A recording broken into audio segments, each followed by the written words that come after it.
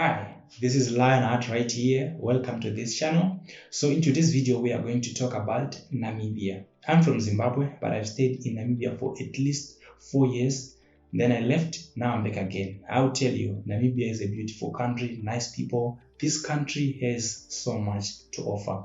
I love it, man. So in this video, I'm going to share some information that you need to know before you visit this country. My friends in Zimbabwe have been asking me questions about Namibia. So I've decided to make a video so that whoever is interested in Namibia can watch this video and get as much information as they need.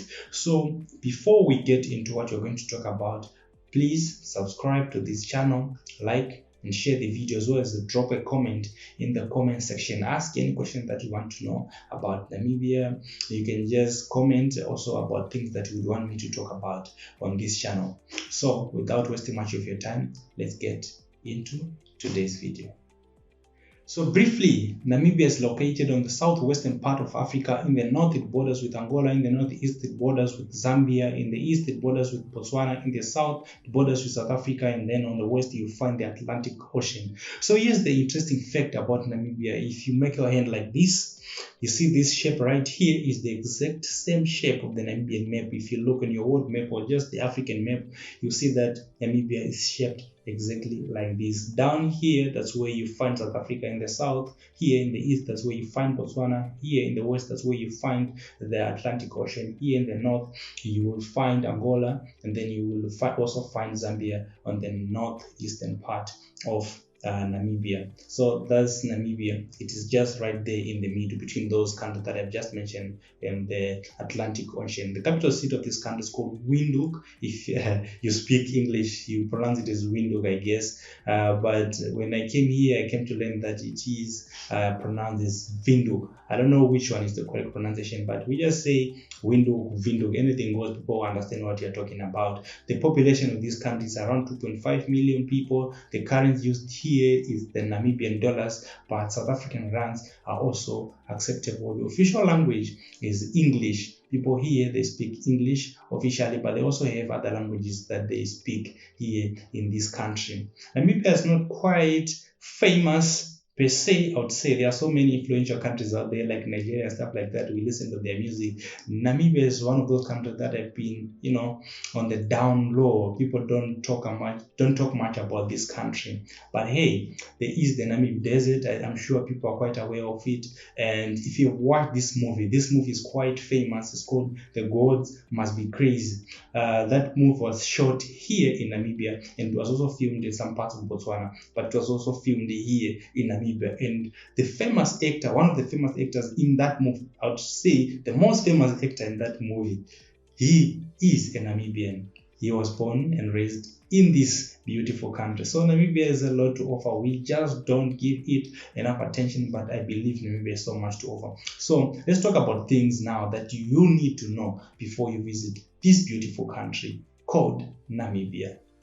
So first and foremost, I want to talk about entry. There are so many ways in which you can enter Namibia. You can fly in and end up through the airport, or you can come by road and end up through various border posts.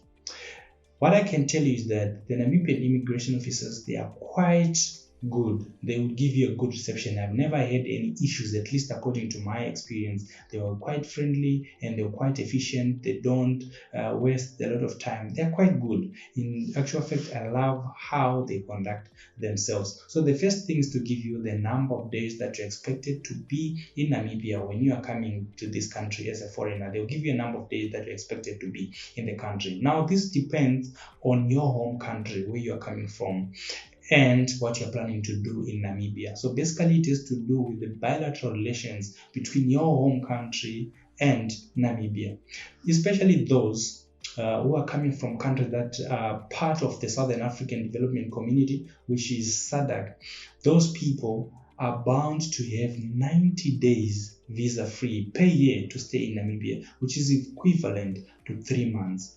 So if your country is based among these, that is Angola, Zambia, Malawi, Tanzania, Zimbabwe, Mozambique, Botswana, South Africa, Eswatini, which was once called Swaziland, and then Lesotho.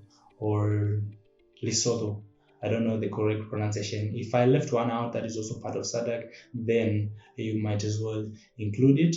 But yeah, that's it. If you're coming from one of those countries, then you are bound to get 90 days to stay in Namibia for free, provided you explain to the immigration officers that I'm here in Namibia to do this and this and that. I'll be staying where, have this amount of money and blah, blah, blah, such kind of stuff. You just fill it, that information usually you fill it like on a form, and then the immigration officers will just look at it, and then they will grant you the permission, and they'll just put the number of days on your passport, then you go in. So upon the completion of your stay, let's say your numbers, the days are finished now. Now, at that point, you have to leave the country. If you want to extend, you now have to pay a certain amount of money to extend your stay. And if you want to study, you have to apply for a study permit. If you want to work, then you have to apply for a work permit. And if you want to do business, you have to apply for a business permit. Whatever you want to do, you have to apply a permit for it upon completion of the days that you were supposed to stay. Then you have to extend if you still want to stay in the country. But if you don't want to extend, then at that time you have to leave. Now, if you overstay, then it becomes a problem. Let's say your days are finished, then you overstay. That becomes a problem. In Namibia, they don't really go around catching people and stuff like that, harassing people. They don't really do that. But if they catch you and you are in Namibia illegally, then you will be in trouble. So we just encourage people to have proper documentation for them to be able to stay in Namibia. And if you're also using those emergency passports to enter Namibia, they really work. They don't have any issues. I've seen countries like Botswana, they reject those. They want like the normal passport, but in Namibia they accept those. But basically, that's it. When you enter Namibia, they will give you a number of days to stay in the country. And if you're part of SADC, your country is part of SADC, then you're bound to get 90 days visa free. So just, for instance, just tell them, I'm here to visit my family, or I'm here for your holiday. I'll be staying for at least 3 months, this and that. Then they'll grant you permission. If they don't see anything suspicious, if they don't see any issues, they have no reason to deny you. They'll give you your 90 days. Other countries, I don't know the maximum number of days that you can get. I'm not quite sure. So you just need to at least inquire on that before you visit Namibia. So when you enter Namibia, the second thing is to communicate. There are so many languages in Namibia, I think around 13. But the official language of this country is English. So if you know English, you can literally communicate whatever you want to communicate here in Namibia, and you will not have any issues. You'll be able to go around, buy food, buy groceries, ask for directions, whatever you want to do, whatever you want to communicate, you can communicate in English here in Namibia. You will not have any issues. However, let me just mention a few of the languages that they have. Oshuambo, which is a local language. There's also Otsierero, there's Damaranama, there's also Afrikaans. So if you know Afrikaans, you can also communicate in Afrikaans. There are other languages. I forgot the names of those languages, but there are so many languages here in Namibia. But if you know English, you can communicate in English. And if you speak also Afrikaans, you can also speak Afrikaans with people that understand Afrikaans as well. So in terms of communication, English mostly is what you need for you to be able to get around in Namibia. Number 3, I'm going to talk about safety. Everywhere you go, you want to stay out of danger and harm's way. So is Namibia a safe country? So I would answer this based on my opinion, informed by my experience, right? No country is 100% safe. The same goes to Namibia. If you're found in the wrong place at the wrong time, things might happen to you.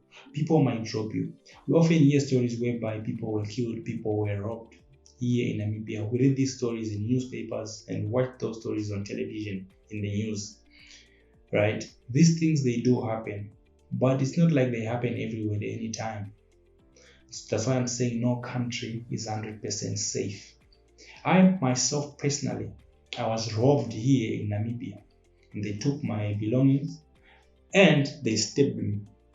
Here's the scar, as you can see here. I don't know if you can see clearly. This scar, I got it here in Namibia. I was stabbed with a knife. The guy wanted to stab me in the heart, and then I blocked using my hand. That's how I managed to survive, because I managed to block that knife with my hand, but they wanted to stab me in the heart. So it happened to me. So based on my experience, I might say Namibia is not safe. But some people have lived here for 10 years and nothing has ever happened to them. There are people who have lived here for their lifetime and nothing has ever happened to them. But us also, we also had an experience at home in Walvis Bay, whereby robbers, they came in, they stole a television and they stole 2 laptops in their house. It happened. So based on those experiences, I would say in Namibia, you need to be careful where you're going to stay, and you need to be careful where you are and at what time, because things might happen. But if I'm going to compare the stories that we hear happen in other countries such as South Africa, I would say Namibia is much safer. But if I'm comparing Namibia to my home country, I would say Zimbabwe is way more safer compared to Namibia, because I've seen these things happening in Namibia where there are robberies here and there. We don't have this kind of situation in Zimbabwe where a person can directly approach you and say, give me your phone. I've seen this happening in Namibia. So this is an honest opinion. But generally, Namibia is quite safe. You can come here and enjoy and nothing will happen to you. But I personally, I have experienced the dark side of Namibia, whereby I was stabbed, whereby a robber came inside our home and stole a television and laptops. So I would say Namibia is generally safe, but if you're not careful, sometimes things might happen. You just need to be careful and watchful. So that's it on safety. So make sure you just be on the right place and the right time when you come to Namibia. But usually robberies, they usually happen at the ghetto. That's where usually people hear these stories where you are robbed your phone, where people are beaten up and all those things. But if you are staying in quite close to those areas where I would say the rich people stay, or the people who are well off in the society, those cases are rare, right? But just be at the right place at the right time. If you're at the wrong place at the wrong time, then things might happen to you. So let's talk about transportation. How do you move from one point to another in Namibia? If you are in a town, you are staying in a certain town, be it the capital city or other small towns, and you are planning to move around in that town, you want to do something, you want to see someone, you want to visit someone, or you're doing your errands in that town, you just need a taxi. There are taxis to do that, to move people around in a certain town. You pay at least 12 Namibian dollars to move from point A to point B. So now if you expect a driver to drop you beyond the normal dropping point, then the price will be double. That will be 24 Namibian dollars. So that's how you move around. But if you want to move from one town to another, then a bus, you need at least a bus if you want to sit relaxed, and if you want to sleep maybe, then a bus will be proper if you're moving from one town to another, because that distance now is a bit far. Taxis, they don't move beyond the point of leaving a certain town. There you need a bus, or you need those cars that carries people.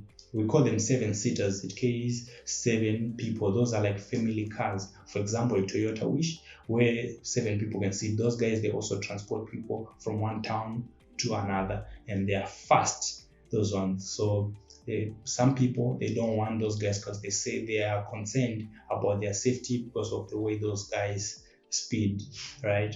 But yeah, that's how you get around. There are also mini buses here in Namibia, like combis, those mini buses. You can also get those if you are traveling from one town to another. But usually if it is just within that town, then you need to get a taxi. If you are driving, then it is also okay. If you have your own car, you can get around. Namibian roads are quite good. So driving your own car as well, it is quite okay to drive your own car, because Namibian roads, they are very, very good. I think they are one of the best in Africa. Now let's talk about money. Money is very, very important. We need to understand these papers wherever we go. In Namibia, they use Namibian dollars. So as I'm making this video, 1 USD is equivalent to 18 Rand. That is to say, 1 United States dollar is equivalent to 18 Namibian dollars. South African money is also acceptable in Namibia. The South African rands and Namibian dollars have the same value. So when you are coming in with South African rand, you don't need to change it to Namibian dollars because they have the same value and they function the same way here in Namibia. That is to say, if you are going to buy an item that is worth 100 Namibian dollars, you can also buy that item using your 100 South African rand. So when it comes to money, it is like that in Namibia. You can use South African rand or you can convert your money to Namibian dollars. And I've already told you the rate as of the time I'm making this video, that 1 USD is equals to 18 Rand. Now, about sending money or receiving money in the country, there's Western Union, there's MoneyGram. I'm not sure if there are other ways. I'm sure there's Mukuru also. I'm not quite sure. But the most popular one that I know is Western Union. That's the one that people use to send or receive money here in Namibia. Their rates are quite expensive, but yeah, I think that's the most popular one. So let's talk about the internet. Some people might be wondering how much it will cost to go on the internet to access Facebook, WhatsApp, or whatever platform that you like to visit on the internet. So you have at least two options here in Namibia. There is MTC and then there is Telecom Namibia. These are the most popular internet service providers in this country. So the most popular subscription for data bundle that you would need to use for the internet, I think there is what we call Aware Gig. Aware Gig is the one that is provided by MTC and it will last for 1 week. So if you buy Aware Gig for 40 Namibian dollars, you will get at least 1 gigabyte of data to access the internet, and you also have 500 megabytes for social media. On top of that, you have 100 minutes for calls, and then you have 700 SMSs to text offline. So that's the Aware Gig. But there are also other packages that you can subscribe to. It depends on your budget. There's another one called Super Aware, which is at least 60 Namibian dollars. The other internet service providers as well, like the Telecom Namibia, their price is also there in that range, but it's kind of cheaper as compared to MTC. If you're going to use Wi-Fi as well, you can subscribe to Wi-Fi. I think it's around 550 Namibian dollars per month, which might translate to $30 per month, unlimited. But now it depends with the speed. The more money you pay, then the faster the speed. But on average, what I've given you right now, that's what you should expect when it comes to the internet when you come to Namibia. If you're going to use an internet cafe, then you're going to pay, I think it's 15 Namibian dollars per hour, if I'm not mistaken. Yeah, so that's just about the internet. But you can visit the website, the MTC website, the Telecom Namibia website. Then you can see the packages there before you come, so that you'll be prepared. And it depends on the amount of data that you use. I don't know whether I should say Namibian internet is cheap, but it depends on where you are coming from. Might be the data is quite cheap when you come here, you might say it's expensive. Or maybe where you're coming from, it's expensive. When you come here, you might say it is cheap. Now it's upon you to make that decision. But on average, let me say per week, you will get 1 GB if you pay 40 Namibian dollars plus 500 megabytes for your social media platform, be it TikTok, Facebook, Instagram, and whatever. If you finish that data before the week ends, it means you have to wait until that bundle expires. After a week, then you can buy another package again. So if you use a lot of data, it's better to buy maybe for 60 Namibian dollars or more, so that it won't finish before the week ends. Because if it finishes before the week ends, that means you have to wait until the week is over for you to buy another package again. If it is MTC, for Telecom Namibia, I don't know if you have to wait for a week again before you buy another bundle, but it depends. But yeah, pretty much that's it about the internet. If you are coming to Namibia and you are planning to bring along gadgets, then let me share this with you. I feel like people don't talk about it that much, but it is very, very important. So whether you're going to bring a camera, a laptop, a computer, or a smartphone, whatever gadget that you are going to bring, at some point you need to charge it or connect it to power. Then if you have this one, then you're good to go, because these ones are the most common here in Namibia, the round ones. But you have these ones which have this shape like a square on their tip here, then you are going to face a little bit of inconvenience. You need to change this and at least find something like this, right? I also faced this challenge when I came to Namibia for the first time. These are the most commonly used in Zimbabwe. So when I came here now, I had to buy another one for my laptop, because the plugs here, they are round like this. So yeah, it might seem as if it's silly, but it is very, very important information that you should know before you come to Namibia, so that you can prepare, be it your smartphone charger or be it your laptop charger or whatever that you're going to connect to electricity. When it comes to electricity and water, I would say Namibia is doing quite well. I've lived in Windhoek, the capital city, and I've also lived in a coastal town called Walvis Bay. In these two towns, from my own experience, I'll say the electricity was always there, the water was always there. So if you are going to come to Namibia and you're that kind of person who would like to work with electricity all the time, then Namibia is definitely for you. We have nothing to worry about. Power is always there. But I'm not sure about other towns, but I'm sure it's pretty much the same. But according to my experience, based on these two towns, Windhoek and Walvis Bay, I would say power is always there and water is always there coming out on the tap. So Namibia is pretty much doing well in that aspect. And I don't know how they are managing it, but here it's amazing. Electricity is always there and water is always there. So let's talk about the weather. The weather is very, very important if you're visiting a new country. So when you come to Namibia, it depends which part of Namibia you are going to. If you are going to the northern part of Namibia, it's kind of hot. And if you are going to the coastal areas along the Atlantic Ocean, these coastal towns like Ennis Bay, Walvis Bay, and Swakopmund, it's quite cold almost throughout the year. So you need warm clothes. And if you are at the center, like it varies, sometimes it's cold during the winter and sometimes it's hot when it is like summer and stuff like that. So it's always like that. It depends which part of Namibia you are going to. So you need to do a little bit of research before you come to Namibia, and then you know which part of Namibia you're going to. Then you can check at least the weather there, then you know which clothes to pick. So let me also talk about dressing. Some people might be wondering how they should dress when they are coming to Namibia. It is beyond reasonable doubt that most African countries are conservative in that area.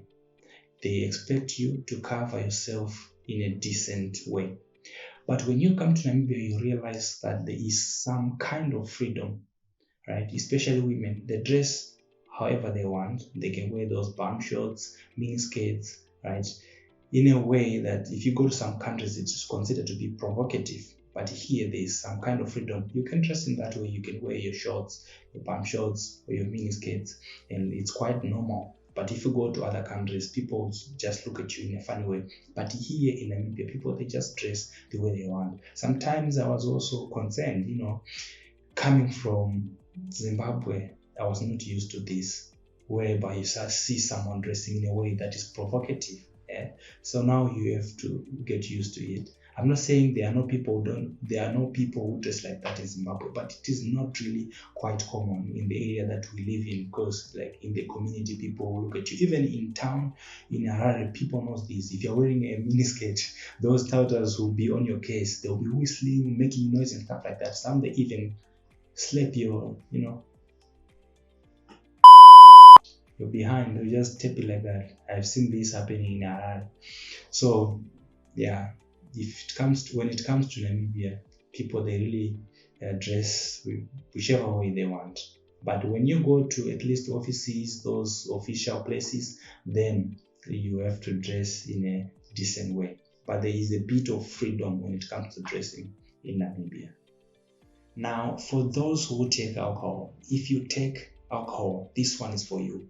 In Namibia, during public holidays, they do not sell alcohol, especially those normal supermarkets, normal shops. They are not allowed to sell alcohol. During the weekends, from 1 p.m., they stop selling alcohol from 1 p.m. on Saturday. And then on Sunday, they do not sell alcohol at all. I do not know the reason. And during weekdays, After 7:30 p.m., they stop selling alcohol. That's the rules. I don't know the reason, but you can go to the ghetto. That's where you can be able to buy the alcohol in those shabins and stuff. But in normal shops, normal supermarkets, you cannot buy alcohol during those time periods that I've just mentioned. So you just need to be aware of that. When you are coming to Namibia, you cannot get your alcohol during those time periods.